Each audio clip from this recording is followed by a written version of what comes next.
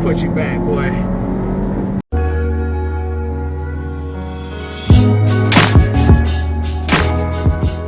So what you see here is a 2017 Volvo S90 T6 Inscription. It's muscle blue with a blonde interior, and it's also got Polestar.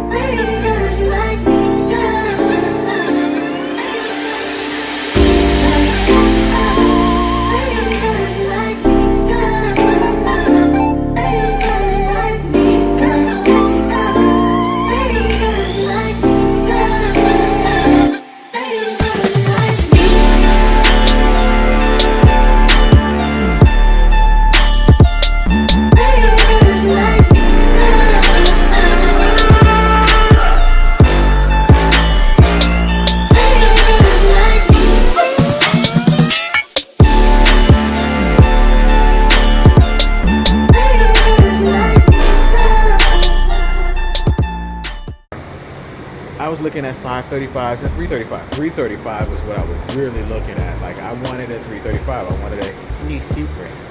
As I started looking, and I found a couple of 335 coupes, because it had to be a coupe, manual transmission.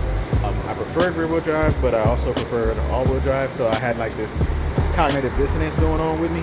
Overall, I ended up just saying the 535. What made it special? And when I asked that question, I don't think I had an answer to what made a 535 special, other than the N54, N55, and Burger Tuning being able to make 800 horsepower with those bad boys. Lights, oh my goodness. I had started already doing research on this car, on just Volvo T6 in general, and duly impressed. So the cool thing about this is, y'all know the little switches and dials and junk if you've seen the videos. So you push the little button right there, scroll, and when you do the Polestar upgrade, instead of it saying dynamic in the cluster, it says Polestar. So that's kind of cool. When you put it into Polestar, it jumps the RPMs up. So idles at 1,000 instead of 850, 900 that it typically does. So anywho, so like I said, I was duly impressed with this car. To give you a little bit of background, that 2.0 that's in there, it's not just a regular 4-cylinder, right?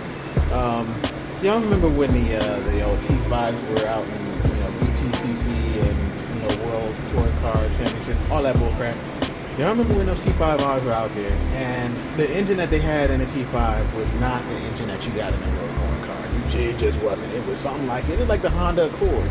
That H22, H23 that they used was nothing like the H22 that you got. Apparently, when Ford sold Volvo to Geely, there was an agreement for how long that they could use the Ford-based modular engines. That ran out really quickly, like about 4 years into it. So Polestar had developed a racing engine. That was the 1.6 liter 4-cylinder that they ran in their WTCC 60s. And it's pretty badass. You can do some research. But that engine was violent. It was violent. It was good. It was raw.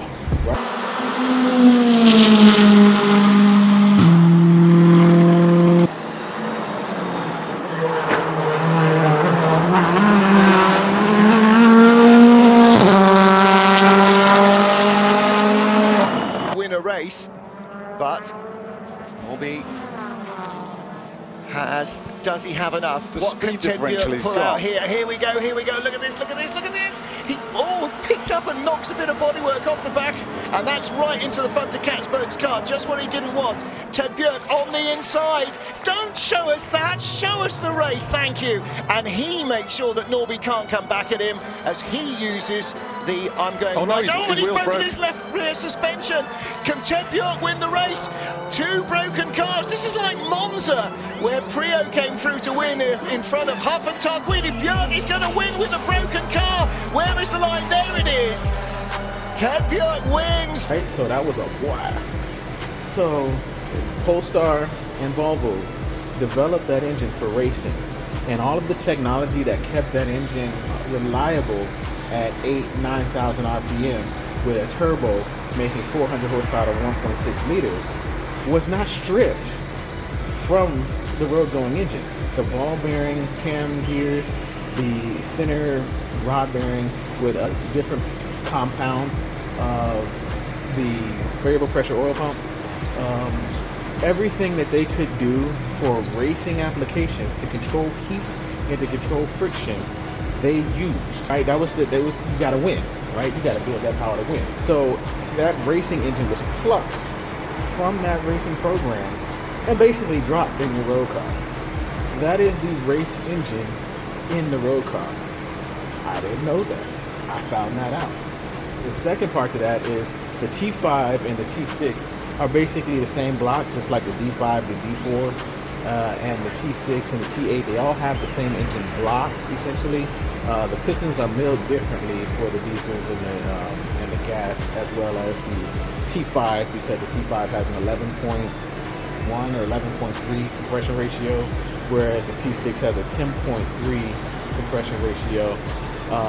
Given that this thing runs factory 20 to 21 pounds of boost on 93, 91 octanes, magnificent, right? So that's a lot of boost for a high compression ratio. It's fascinating. Like, you know, hold on, I got somebody trying to do something in the background over here. Not only that, it was the T6 surprised me. It was also the fact that it was one of the only twin charge cars in history from the factory. There are a couple, notably the Lancia Delta S4 sounds wild. Take a listen.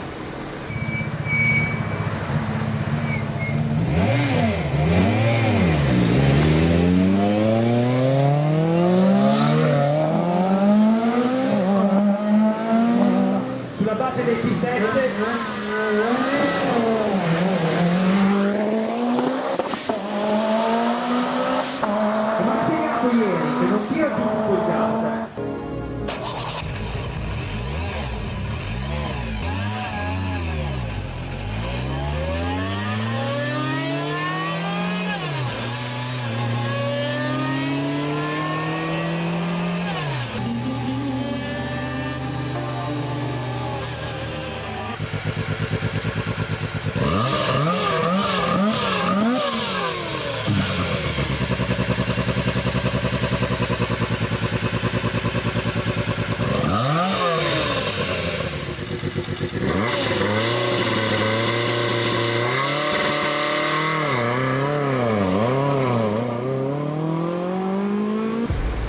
So that specialness right there made it amazing.